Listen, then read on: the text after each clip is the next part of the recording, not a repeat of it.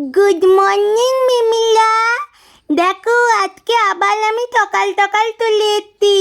আর আমার মাম্মা মামাকে ঠান্ডা দলে নাই নাই করিয়ে দিতে, দিয়ে পাউডার মাখিয়ে প্যান্টুলু পরিয়ে দেবে, দিয়ে কিছুক্ষণ আমাকে নেড়ি করে দিয়েছে, তোমরা দেখেছো?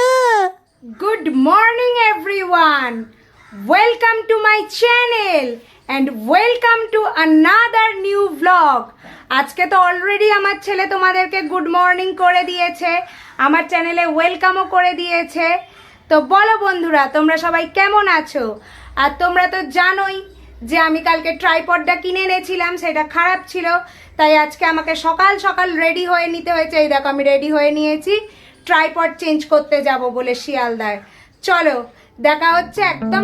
তারপর আমি বাসে চেপে পড়েছি শিয়ালদা যাওয়ার জন্য, আর দেখতে দেখতে চলে এলাম শিয়ালদায়। শিয়ালদার এই রাস্তাগুলোর সাথে যে আমার কত স্মৃতি জড়িত আছে তা তোমাদের বলেও আমি শেষ করতে পারবো না। আর এই যে চলে এলাম আমার অতি প্রিয় সুরেন্দ্রনাথ কলেজের কাছে। এই কলেজেরই ল ডিপার্টমেন্টের স্টুডেন্ট ছিলাম আমি, আর 5 বছরে যে এই কলেজের সাথে কত স্মৃতি জড়িত কি আর বলি তোমাদের। তারপর বাড়ি ফিরে একটু করতে বসে গেলাম লাঞ্চ, প্রচণ্ড খিদে পেয়েছিল। সন্ধেবেলা একটু রেডি হয়ে নিয়েছিলাম, আর আজকে চলে গিয়েছিলাম মা আর আমি মিলে হাওড়ার রামকৃষ্ণপুর গঙ্গার ঘাটে সন্ধ্যার গঙ্গা আরতি দেখার জন্য। এই গঙ্গা আরতির সময়সীমা হচ্ছে সন্ধ্যে 7টা থেকে রাত্রির 8টা পর্যন্ত।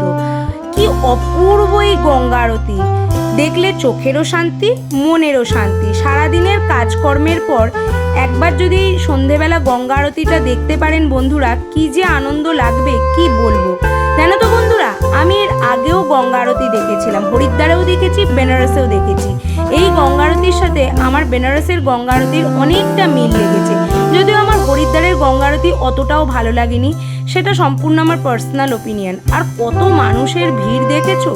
এই গঙ্গা আরতির সময়সীমা হচ্ছে সন্ধ্যে 7টা থেকে রাত্রির 8টা পর্যন্ত। ওকে বন্ধুরা, তোমরা তো দেখলে আজকে সন্ধেবেলা গিয়েছিলাম একটুখানি রামকৃষ্ণপুর ঘাটে গঙ্গা আরতি দেখতে। গঙ্গা আরতি দেখে অনেকক্ষণই চলে এসেছি, তার মধ্যেখানে একটুখানি ঠাকুমার বাড়ি গেছিলাম, ঠাকুমার বাড়ি থেকেও চলে এলাম।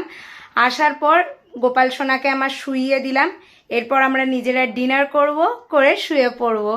আর আজকের দিনটা এইভাবেই আমি শেষ করলাম, আজকের ব্লগটাকেও এইখানেই শেষ করলাম। সকলে খুব ভালো থেকো, সুস্থ থেকো, আর সব সময় স্মাইল করতে থেকো। Bye, good night.